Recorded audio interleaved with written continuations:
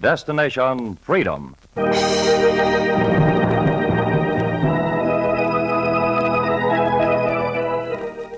Destination Freedom, dramatizations of the great democratic heritage of the Negro people, is brought to you by station WMAQ as a part of the pageant of history and of America's own Destination Freedom.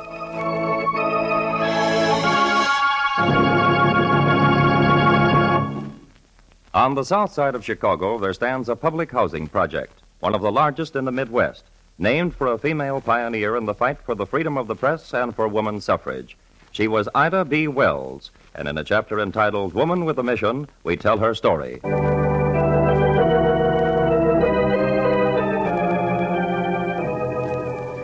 My story started in the post-Civil War days of Holly Springs, Mississippi, when the chaos and confusion of the war came to an end, and where I grew up quietly curious about the world around me and got a rare education in a school for freedmen. We'll not let you waste that education, Ida. My mother was always saying this. She was a deeply religious woman who had raised 8 children, and to me, the eldest, she would say, I want you to do something with your education besides squander it. Your father and I have decided you leave Holly Springs and stay on the farm with your grandfolks. You stay there till the yellow fever has stopped striking down those of us who are trapped here in the slums. You hear that? I heard it in a daze. Yellow fever was filling the graves with men and women, white and black, around Holly Springs. A great plague had come down on us. Out on the farm, the air is clean and fresh, and the folks will need help with the cotton. There you'll have a chance to live through the epidemic. But what about you and Father and the children? Never mind about us, child. We'll get along all right. And if we don't, girl, it's a comfort to know we left a piece of us who's got her bearings, who can stand up for herself in a world against evil and carry the torch of freedom your folks carried in the Civil War. If anything happens to me or your father, remember the sword you've got. My education she kept calling a sword. Hold on to it. Do something with it. Keep the children together. Yes, Mother. Now, child, 'tain't no time for tears and fearful looks. The Lord takes no one till his time comes. He came to me in a vision, and he told me to spare you all I could. Now, pack your things and get off to the country, child. Lord, it's hot in town. Sun's a kettle full of hot copper, and somebody's turned it upside down. Go on, child. The sun was a kettle full of hot copper, and everywhere the heat and the yellow fever set records for deaths in the South. Everywhere except in the cool of the farm where I went to work in the fields and the gardens, and where every day I called out to refugees fleeing from the city and to the postman to ask about news from the folks in Holly Springs. You got any letters from town, Mr. Postman? No, nothing for you, gal.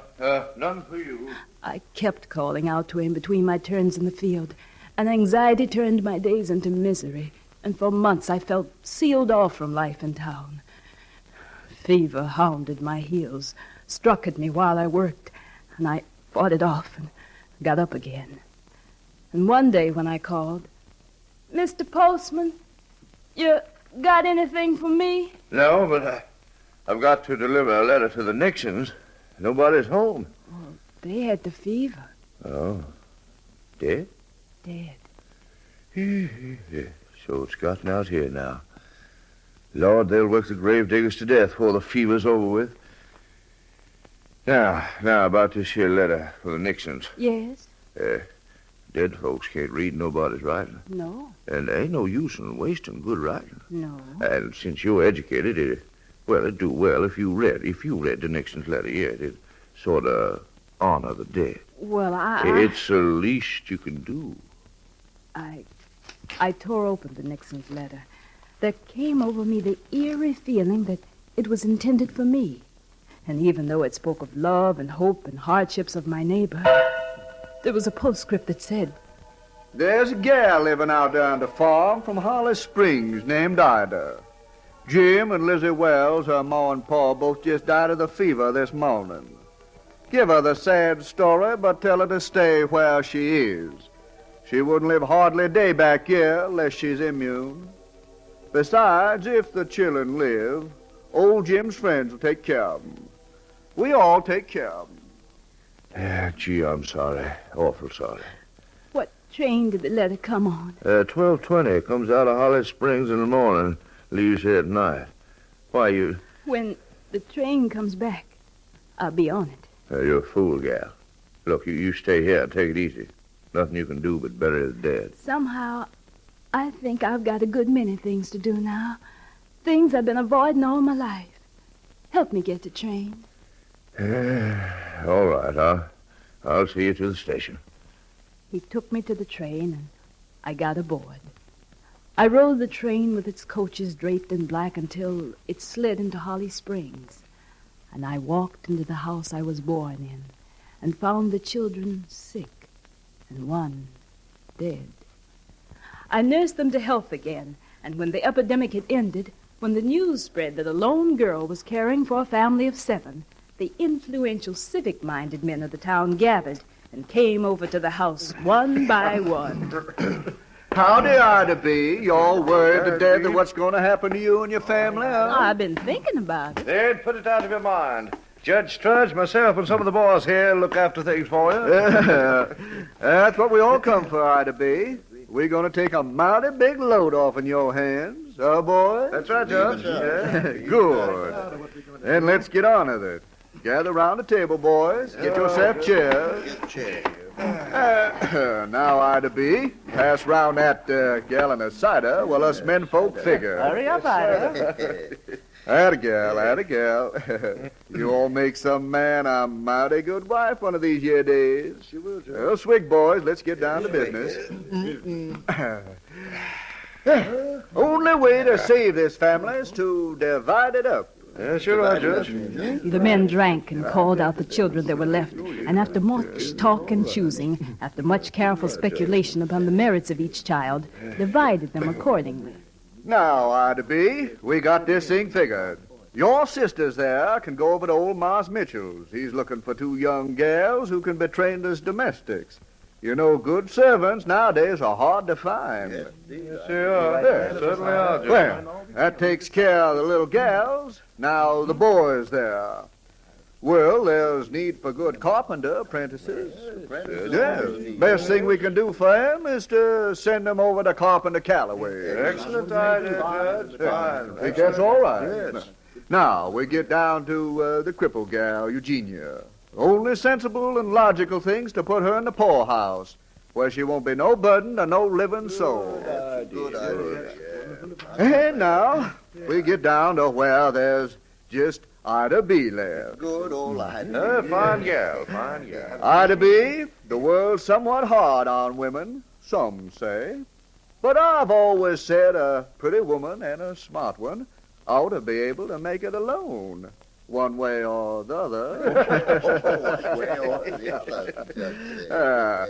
Now that we've done our neighborly duty in disposing of the Wells children, we'll gather them out of your way, Ida B., and deliver them where they belong.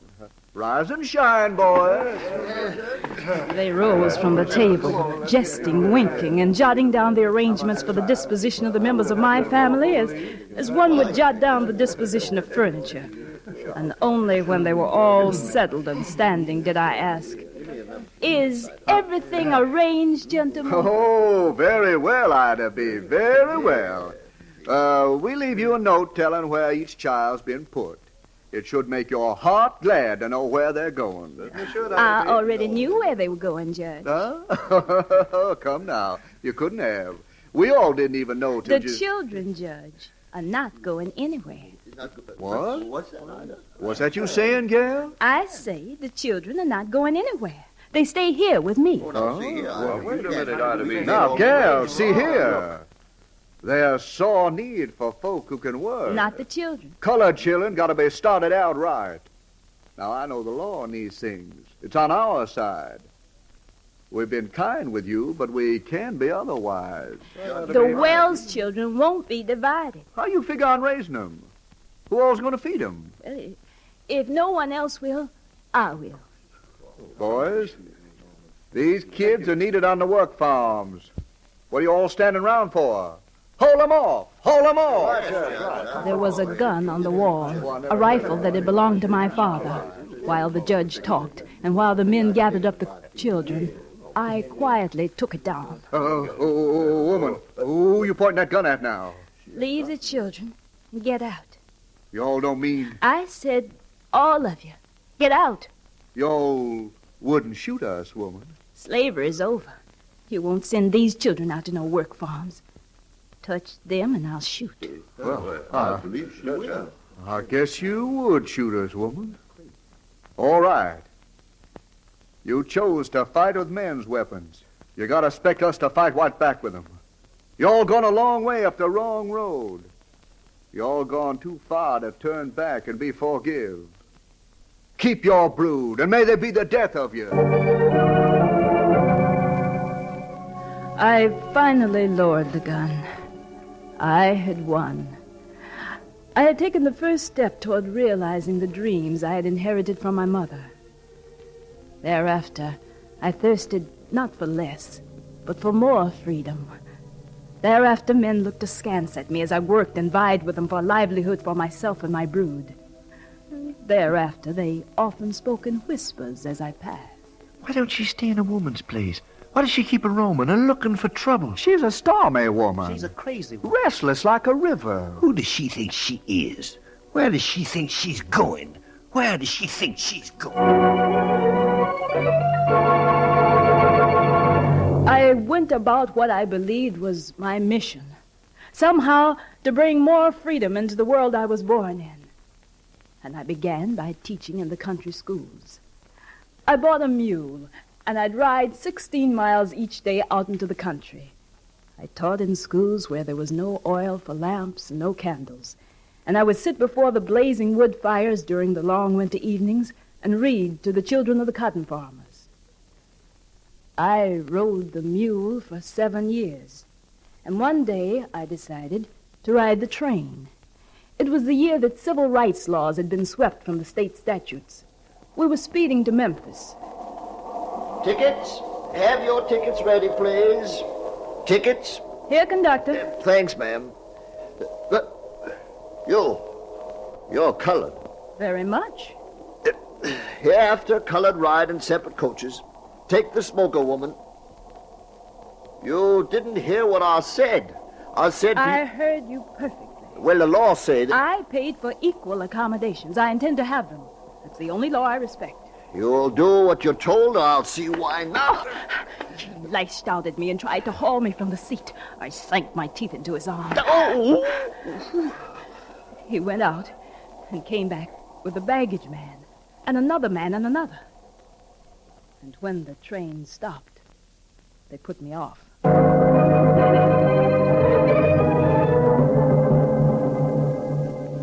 It was not the first time in the land a Negro had been put off a train because of the segregation laws. It was the first time the case went to court, and Judge Pierce in Circuit Court gave a decision. In the opinion of this court, the introduction of race segregation on public conveyances is against the Constitution of the United States and against all tenets of human decency. Therefore, the plaintiff is awarded $500 damages. Thank you, Your Honor. Miss Wells, yours is the first such case to come to court. It was lucky you resisted the new law. The law is wrong and tyrannical, Your Honor. Is that why you resisted? I believe resistance to tyranny is obedience to God. I see. The case is closed. But the case was not closed.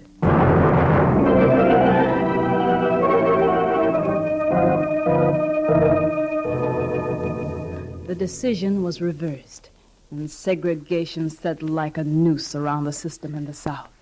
And I ventured again to use my sword by teaching in Memphis. You're that stormy woman from Holly Springs. The board examiner in Memphis looked over me and my papers. Let me advise you. Teaching's a good job, Memphis. Pays enough to take care of your family. But my advice is to remember that it's easier to be fired than to be hired. Don't let your tongue stray to the wrong subject. What could be the wrong subject? Segregation. Any of this talk against the way the two races live peacefully and harmoniously as they do now. You all passed the examinations. You're on. But be careful with your tongue. I began by being careful. I shut my eyes to what I saw, to the misappropriation of funds, to the one-sided way education was handled under the segregated system. I took up writing, and I edited a little church newspaper. But slowly, as I read of the work of other women pioneers in America, Jane Addams, Susan B. Anthony, my job became clearer. My mission was to resist tyranny wherever I found it.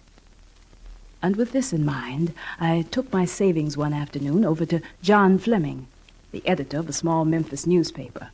He wanted to sell a third of its stock. Well, I don't like the idea of doing newspaper business with a woman. No good will come of it. You're superstitious. Well, perhaps. But I've got a notion you intend to put into practice a good many of the principles that men around here only preach. And if you do, there'll be trouble. I'll try and be ready for it. Well, what do you intend printing? Well, I'd like to print the true story of Memphis and to tell the truth about graft and segregation in the education system here. I see. And you work in the school system? Yes. Then I think you'd better make sure you learn the newspaper trade well enough to earn a living by it. Because once you criticize the school board, you'll need a new job. Well, maybe you can carry out the title of our newspaper, Free Speech. I can see with you on the staff we'll live up to every word of it, too.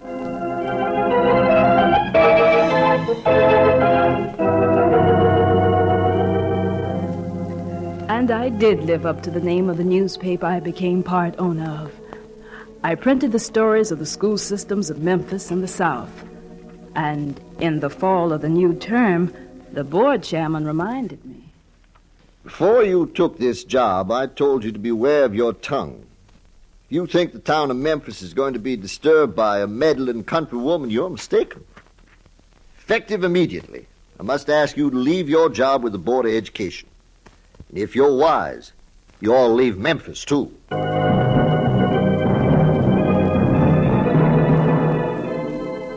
I was not very wise. I stayed on at my newspaper and learned to write my editorials harder and sharper, and the circulation of free press picked up. The people of Memphis was noticing the difference in what we printed and what had passed for truth. And others were beginning to notice it. Say, look at this, Ida. Yes? The Memphis Appeal's running an editorial against you. Listen to this. It's reported that the real radical behind the so-called newspaper Free Speech is a wild woman from Holly Springs. Want me to read on? Go on. Well, the appeal wants her to know that since the results of the Civil War have been repealed, Memphis is likely to forget when its wrath is aroused that the radical instigator with a masthead, resistance to tyranny as obedience to God, is a woman. There has never been a lynching in Memphis, but before we allow a woman like the so-called editor to continue to print such articles attacking legal segregation in this state, there may yet be one. Now, you see? I see. What do you intend to do? To go on. Oh. There's a Negro grocer on Beale Street sending us reports that he's been forced to live in the Negro neighborhood. Oh, grocer's always complaining about this and that. It's just an ordinary story, Ida. Just an ordinary story. I went out on the ordinary story. I went into the store of the small grocer to buy bread and to find why he was not wanted in business. You want my story, ma'am? I'm from the Free Speech. You've been writing to us. What is it? Forget them notes I've been writing you, ma'am. They won't do no good now. Trouble done started. What trouble? Trouble over who's to profit off the business here in the colored neighborhood. Osmark to go. Tried to tell the police about it, but they're not on my side. Something's coming. What? I don't know. Maybe lynching. Maybe my own if I stayed. But I'd stay till my last drop of blood was gone if anybody'd stand with me. I'll be with you. You's a woman. What man'll stand with you? You only got a little old small paper. It'd be like a lost voice in the wilderness. Sometimes one clear voice is worth 100 cloudy ones. Stick to your store. I'll stick to my newspaper. He stuck. And every day I told the story of the growing pressure against him to abandon his business and how prejudice was used against him like a weapon. And the storm rose, and I was in the center of it. My manager worried. Ida, the other newspapers refuse to print this here grocer's story, and they're stronger than we are. We're keeping on. You're looking for trouble, and trouble is one thing that's not hard to find. My press kept rolling. I found trouble, but I had found the truth, and the circulation was rising faster than any of the local papers in the city. So were the threats against the grocer who stood his ground. Each day, the papers who printed the words of the Ku Klux Klan shot words at me. Manager Fleming would read them in the mornings. Well, see you've made the front page of the Appeal again, Miss Editor. That's not news. But this is. They're calling upon the committee to take the law into his own hands and close your paper.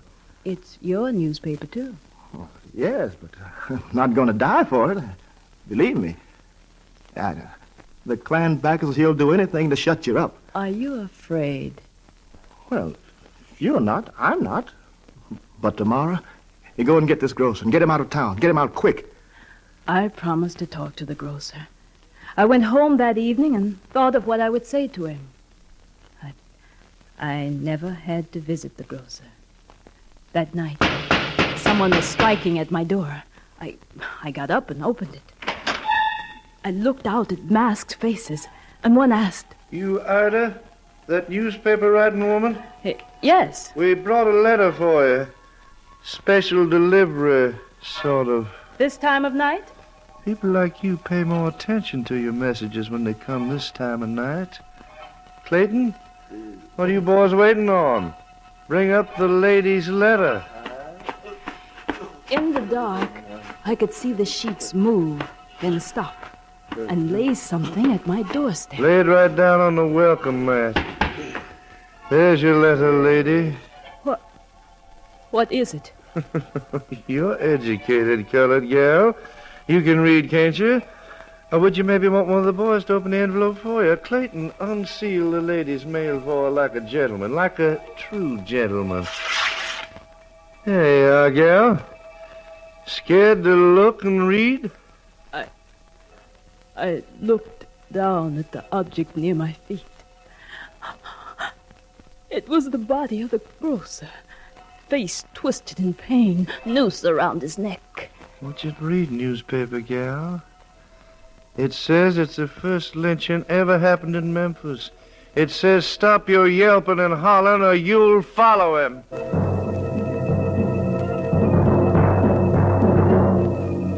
I read, I understood. My head throbbed and ached for days. I wanted to run, to scream, to hide. But my feet and my vocal cords would not obey. And when the drums faded from my head, there was something left, standing clear. When I read the newspaper account of the lynching, of how the grocer had been accused of rape, I knew, as no one else in Memphis seemed to know, that the real motive behind all lynching was not the moral issue pretended, but underneath it was a matter of murder for money and jobs. The base of all race terror pounded itself into my head as a weapon to enslave a people at the bottom of the economic scale. And the moral charges were just the envelope of the letter. You mean you're going to print all this in an editorial after what happened? Print this and more. Well, I won't set it up in type. I'll set it myself. The name of this newspaper, remember, is Free Speech. Print that and you print your obituary, Ida. Sure as you stand, they'll strike you down. Yeah. Look outside the window. A gang's gathering. Yeah. I see them. Hand me my bag. You got a gun? Yeah. I bought it after the lynching. If anyone comes to kill me, I'll not die alone. I'll take some of them with me. You're a strange woman, Ida. Like they say, you don't know a woman's place. You fear no man. I fear only God, and these are not his disciples. Print the editorial.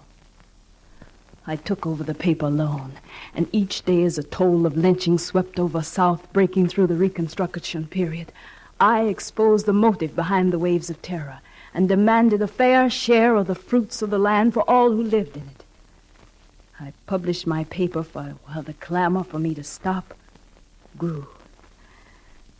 And I escaped the fate of my grocer friend by a curious accident.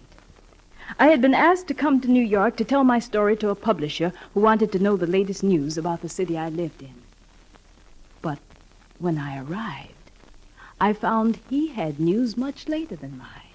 He said, Are you really Ida B. Wells, the publisher of the Free Speech? I am. You invited me here. You're the luckiest woman alive. What are you talking about? Haven't you read the papers? I just got off the train. Well, then you don't know. I'm afraid you won't be able to print this interview with me in your newspaper. Why not? The morning papers say, last night in Memphis, a committee of citizens visited your home. They didn't find you. Then they went to your publishing house, wrecked it, destroyed the type, burned down the building, and left a note on the ashes that said, anyone trying to publish the Free Speech again will be punished by death. Here, you read it for yourself.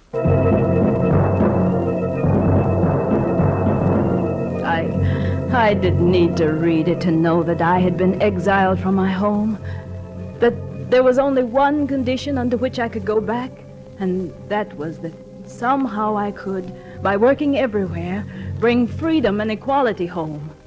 And when the publisher asked, Where do you intend going now? in the same direction I've been going, towards freedom, and with those who will fight for it.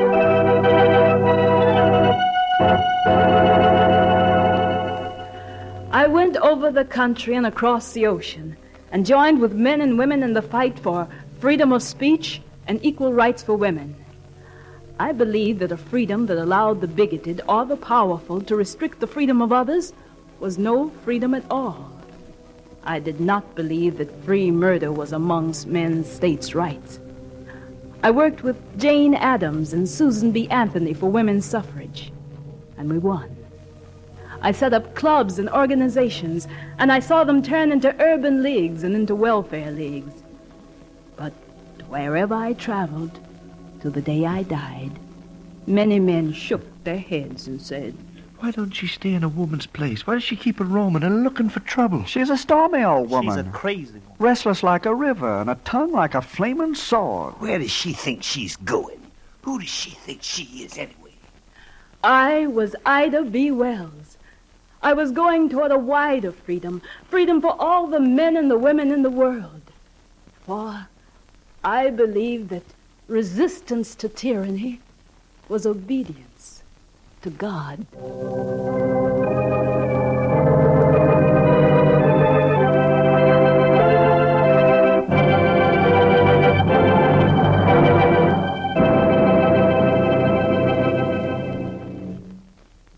You have just heard Destination Freedom's dramatization of the story of Ida B. Wells, famous social welfare worker and woman editor. Destination Freedom is written by Richard Durham and produced under the direction of Homer Heck.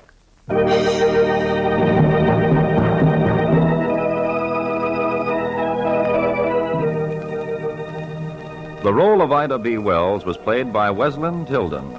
Others were Janice Kingslow, Jonathan Hole, George Kluge, Jack Lester, Fred Pinkard, and Jess Pugh. The special music was composed by Emil Soderstrom and played by Elwin Owen and Jose Bethencourt. This is Charles Chan inviting you to be with us again next Sunday morning at this same time, when Destination Freedom will tell the story of the Negro poet Paul Dunbar.